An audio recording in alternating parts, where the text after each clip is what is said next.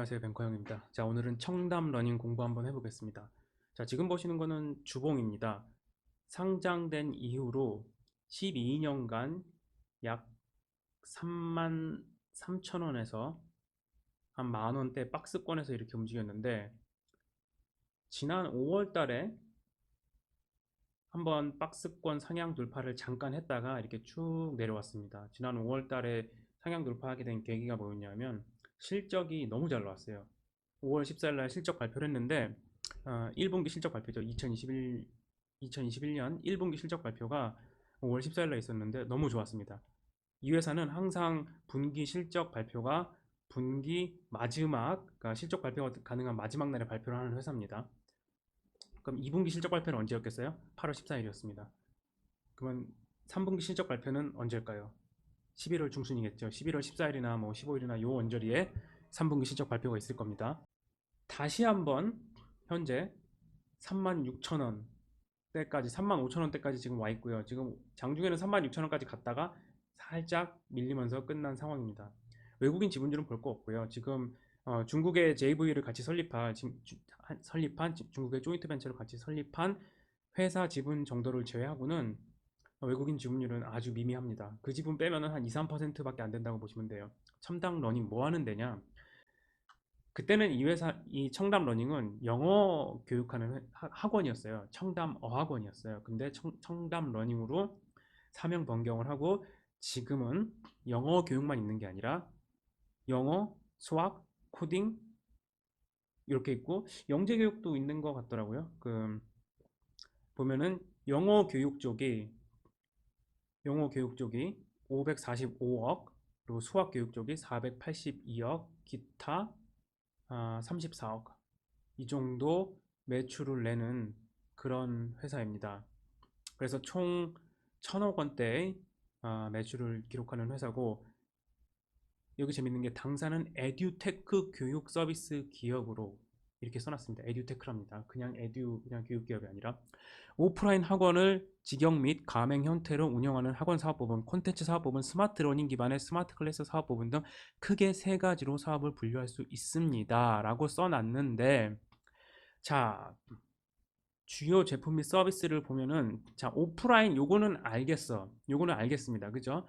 이 회사 원래는 영어 교육 중심으로 했다가 여러 가지 다른 오프라인 교육 사업을 진행하고 있는데, 그래요. 좋아요. 그래서 여기는 돈은 벌고 있는데, 오프라인은 점포를 늘려야 되고 가맹점을 늘려야 되고 선생님을 충원해야 되고 이 확장성이 이렇게 무궁무진하지 않는데, 온라인 같은 경우는 확장성이 굉장히 크고, 만약에 그냥 학생과 선생님의 강의를 그냥 온라인에 올려놓는 게 아니라 뭔가 어떠한 플랫폼을 제공한다면 그거는 여러 나라에 수출도 할 수 있고 여러 가지 쓰임새가 많아질 수 있다. 저는 이렇게 생각을 하는데, 온라인 부분은 전체 매출 15.6%밖에 차지하지 않습니다. 그래서 이 회사가 그닥 좋은 밸류를 못 받았구나. 자, 지금 보시는 이 차트는 2008년부터 지난 금요일까지의 주가를 나타낸 겁니다. 오른쪽은 가격이고, 역시 보시면은 12년간의 박스권을 뚫고 잠깐 내려왔다가 다시 올라온 상황이고요. 보면은 영업이익이 12년 동안 적자가 난 적이 단 한 번도 없어요. 근데 그닥 성장을 하지도 못했었다. 2020년에도 온라인이 그렇게 강한 회사가 아니어서 그닥 성장을 하지 못했다. 코로나 때도 2019년 대비 역성장을 했다. 그래서 주가가 뭐 플랫폼 기업이나 온라인 쪽에 강한 기업들처럼 온라인에 강한 기업들이 날아갈 때 이 회사는 그저 이전 고점 대비 매물 맞고 내려오는 정도의 퍼포먼스만 있었다. 단기 순이익은 2016년에 한 번 마이너스가 있었는데 199억 마이너스가 있었고, 퍼는 뭐 대략 뭐한 높을 때는 20 중반, 그리고 낮을 때는 심지어 뭐 2010년대는 뭐 10 미만에서 거래가 됐었다. 그리고 순이익이 계속 발생하니까 자본이 쭉 증가하고 있고요. 매출액도 꾸준히 증가하고 있습니다. 그런데 이 증가세가 너무나 더디다. 이 그래프가 이렇게 이 키가 별로 커지지 않잖아요. 2019년, 2020년에 와서 조금 커지는가 했는데, 그것도 뭐 2020년에 코로나 때문에 증가하긴 했지만 50억 느는데 그쳤다. 매출액이 1750억에서 1800억으로 딱 50억밖에 안 늘었다. 그래도 배당은 꾸준히 주는 기업이다. 지난 12년 동안 한 번도 배당을 안 했던 적이 없고 작년에는 800원에 배당을 했었다. 자, 이렇게 보면은 이 회사는 실적은 괜찮고 역시 그냥 오프라인에서 학원 사업이니까 청담 어학원, 청담 러닝 이런 그 네임밸류가 있지 않습니까? 그래도 공부 잘해야 되고 테스트해서 들어가야 되는 나름 강남에서는 청담 어학원 다니면은 그래도 얘는 기본을 한다. 학생 기본을 하는 학생이다. 이런 게 있는 어느 정도 브랜드 밸류가 형성이 됐는데 온라인 쪽은 약하다. 이렇게 결론을 내렸는데 올해 주가가 좀 오른 게 5월 14일 날 올라온 분기 보고서인데 보시면 영업 수익, 요 매출액입니다. 지난 19기 1분기, 그러니까 2020년 1분기에 비해서 영업 수익이 거의 25%가 증가를 했어요. 이 정도의 YOY 증가는 이전에는 없었던 건데 갑자기 영업손익이 확 증가했다. 단기손익도 22억에서 69억으로 증가했다. 이렇게 5월 달에 실적이 잘 나오니까 주가가 바로 반응을 했습니다. 요때가 실적 발표율인데 이때부터 27,000원에서 주가가 그대로 달려서 한 35,000원대까지 이렇게 왔습니다. 그리고 실적 발표하고 그대로 왔는데 그 뒤로 지수처럼 그냥 지수만큼 빠진다. 그냥 계속 흘러내리는 그런 모양을 나타냈습니다. 외국인은 그냥 조금 팔고 기관은 계속 삽니다. 요 밑에 기관 지분율 차트랑 청담 러닝 주가 그래프를 보면은 사실 기관이 전부 다 올려놨거든요. 지금 현재 5% 이상 취득 공시를 한 기관이 운용사가 세 군데가 있습니다. KB자산운용, 그리고 한국밸류자산운용, 그리고 삼성 액티브 자산운용 세 군데가 있는데 세 군데 다 모두 5% 이상 지분 신고를 했습니다. 보시면 KB가 지금 가장 열심히 사고 있는 것 같고요. 이따가 공시에서 한번 보여드릴게요. 운용사가 국내 운용사가 들어오니까 주가가 이렇게 꾸준히 올랐고 실적도 좋았고 그런데 운용사가 조금 사기를 주저하니 주가가 또 흐물흐물 내려온다. 외국인들 팔면서. 자, 그러면 실적이 왜 잘 나왔는지 한번 레포트를 통해서 알아보면 청담 러닝을 커버하는 증권사가 한경 컨센서스 상에는 네 군데가 있는 걸로 나옵니다. 물론 한경 컨센서스의 자료를 제공하지 않는 증권사도 있기 때문에 더 있을 수도 있는데 일단 여기에 잡힌 거는 4개고 그런데 하나금융투자에 있는 김두현이라는 이름이 키움증권에도 김두현이 나오거든요. 이분이 지난 5월 달에 이직을 하셨어요. 하나금융투자에 있다가 키움으로 옮겨서 계속 팔로우업을 하고 있는데 이분이 청담 러닝을 발굴하고 나서 계속 리포트 업데이트를 하고 있는 감이 좀 괜찮은 분입니다. 자, 이 김기현이라는 애널리스트가 현재 등록된 기간이 이 전문 인력으로 애널리스트로 등록된 기간이 약 6년 7개월 정도 됐고 보시면은 5월 12일 날 현재까지로 돼 있죠. 5월 12일부터 현재까지 회사명은 지금 이렇게 여기는 표시가 안 돼 있는데 여기가 바로 현재 키움증권이고 이 전까지는 제 생각에는 2015년 3월 25일 날 하나금융투자에 신입사원으로 들어와서 4월 26일까지 일하다가 5월 12일 날 키움으로 옮기신 것 같습니다. 이 김두현이라는 애널리스트는 2018년 상반기 대한민국 베스트 리포트 선정 내역에 여기 한번 이름이 나오는 이때는 사실 아마 RA를 갓 벗어났을 수도 있을 정도의 어, 경력이 얼마 안 됐을 때인데 2015년에 들어왔으니까 그때 이미 한번 월별 베스트 리포트를 작성한 애널리스트로 선정이 된 어느 정도 분석력을 인정받았던 그런 애널리스트입니다. 사실 누가 커버하는지 어떤 증권사에서 커버하는지도 굉장히 중요합니다. 왜냐하면 레포트 이런 시가총액 5천억 미만의 마이크로캡 같은 경우에는 외국계에서 커버할 가능성이 거의 없고요. 이외 청담 러닝도 커버하는 외국계 증권사가 없는 걸로 알고 있고 블룸버그에도 하나도 안 나옵니다. 국내 증권사만 나오고 그리고 국내 증권사에서도 커버하는 데가 그렇게 많지 않고요. 마이크로캡을 커버하는 데가 그렇게 많지는 않습니다. 왜냐하면 수익 대 비용 측면에서 이런 마이크로캡 열심히 커버해서 주문 받아봐야 뭐 얼마를 받겠습니까? 그래서 주문 받아서 주문 내서 체결시켜서 나가는 비용, 이 법인 영업부나 국제 영업부에서 받는 비용으로 애널리스트 몸값도 커버해야 되는 건데 시가총액 자체가 3천억이 안 되는 회사였으니까 이게 수익 대 비용 측면에서 사실 굉장히 커버할 니즈가 작은, 업계에서 커버할 니즈가 작은 회사인데 그래도 어느 정도 꾸준히 커버하는 애널리스트가, 감 좋은 애널리스트가 커버하고 있었고, 이분이 키움으로 이직하고 나서 처음 작성한 레포트가 이겁니다. 5월 17일 날 나온 연간 400억 버는 영어 교육 플랫폼 업체. 여기서 플랫폼 업체라고 또 써놨죠. 이게 중요합니다. 자, 작년 3분기부터 이어진 호실적 추이, 청담 러닝 1분기 실적이 의미하는 바가 크다. 1분기 일회성 비용 15억 원, 대표이사 및 경영진 퇴직금 반영을 제외하면 사실상 100억 원대 큰 폭의 이익 실현을 한 것이다. 아, 좋습니다. 별도 기준으로도 70억 원대 영업이익 실현, 연간 영업이익 300억을 예상할 수 있는 숫자이다. 자, 연간 영업이익 300억이라면은 이 회사의 시가총액이 이때 당시에 이 레포트가 나왔을 당시에 2227억밖에 안 하던 시절이었습니다. 주가 29,800원에. 지금도 아직 3천억도 안 되는 회사죠. 그러면 이 회사가 올해 실적 기준으로 퍼가 9밖에 안 되는 거예요. 근데 성장을 못하냐? 아닙니다. 성장을 합니다. 2019에서 2020년대는 50억밖에 매출액 성장이 없었는데 올해는 성장률이, 매출액 성장률이 거의 이 정도면은 25%, 30% 나올 것 같고요. 내년에는 이 김두현 애널리스트는 내년에도 30% 성장한다고 써놨습니다. 온라인 플랫폼에서 교육용 메타버스까지 청담 러닝의 투자 포인트는 크게 세 가지로 압축된다. 온라인 플랫폼 강화이다.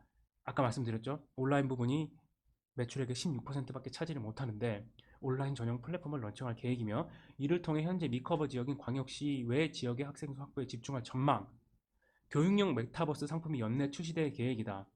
글로벌 기업과 협업을 바탕으로 에듀테크 기업으로 도약이 예상된다. 자, 글로벌 기업으로 협업을 바탕. 이거는 뭐를 근거로 이렇게 쓴지 모르겠어요. 회사에서 얘기를 들은 건지 아니면 그냥 본인의 생각인지. 일단 요거는 이런 게 정말 이루어진다면 빅 플러스인데 일단 이거는 모르는 거니까 모른다고 해놓읍시다. 그리고 자, 해외 로얄티 수입 확대, 베트남 지역의 로얄티 정상화와 신규 컨텐츠 런칭으로 전년 대비 52.4% 증가한 320만 달러 수치가 예상되며 중국 JV가 상반기부터 시작되는 만큼 전사 수익성 개선에 일조할 전망이다. 이 중국 JV 부분에서는 그 상해 중국 파트너가 수강생이 240만 명이 있는 엄청난 회사라고 하더라고요. 그 중국에서 교육업체 중에 처음으로 상장된 업체고 그 회사랑 청담 러닝이랑 67대 33으로 조인트 벤처를 설립했고 청담 러닝이 회원수당 5달러의 로얄티를 받는다고 다른 레포트에서는 커버가 되어 있습니다. 그래서 자, 그래서 이 세 가지 교육용. 자, 그러면 투자 의견. 자, 종합해 봤을 때 투자 의견 바이 목표 주가 46,900원으로 커버리지 개시한다. 2021년 EPS 3,500, 2021년 EPS 3,257원에 타겟퍼 14.4배를 적용한 수치이다. 타겟퍼 14.4배는 교육업체들의 평균 PR을 적용한 수치이다. 성장이 붙었고 메타버스 플랫폼이라는 바운시를 출시하고 또한 해외 사업이 본궤도에 올라서면 이 회사는 프리미엄을 받으면 받았지 다른 교육 업체들 대비 절대 저평가는 받을 이유가 없다. 이렇게 애널리스트가 이 키움증권의 애널리스트는 판단을 한 것 같습니다. 그래서 목표 주가 46,900원으로 커버리지를 개시했다. 이 메타버스 교육용 플랫폼 바운시 레포트 상에는 12월 달에 출시가 된다고 나와 있는데 보시면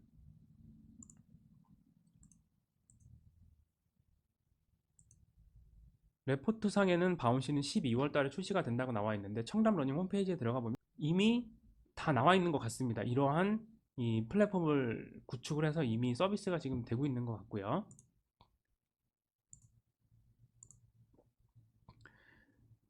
저는 여기서 지금 집중해 본 게 이 플랫폼이 이 온라인 교육 플랫폼이 저는 생각을 해본 게 이 온라인 교육 플랫폼이 자기 아바타를 만들고 그 아바타가 이제 공부를 합니다. 교실도 있고 학교도 있고 선생님도 있습니다. 거기서 이제 영어로 떠들고 공부도 하는 거죠. 영어로 수업도 진행되고. 근데 이런 거는 우리나라 온라인, 오프라인은 어디다 수출을 하기가 힘들어요. 청담 러닝 중국, 청담 러닝 베트남을 만들어서 하기가 힘듭니다. 왜냐하면 강사 섭외해야 되고, 유명 강사들은 데려오면 강사가 훨씬 더 많이 가져가야 되고. 근데 이런 플랫폼을 통해서 교육을 하게 되면 이거는 수출을 할 수가 있게 되는 겁니다. 우리나라의 가장 좋은 수학 공부하는 플랫폼이 지금 콴다라는 이 수학 교육용 플랫폼이 앱인데 누적 투자액이 1200억을 돌파했고 이제는 외국의 메이저 벤처 캐피탈들도 들어오고 있습니다.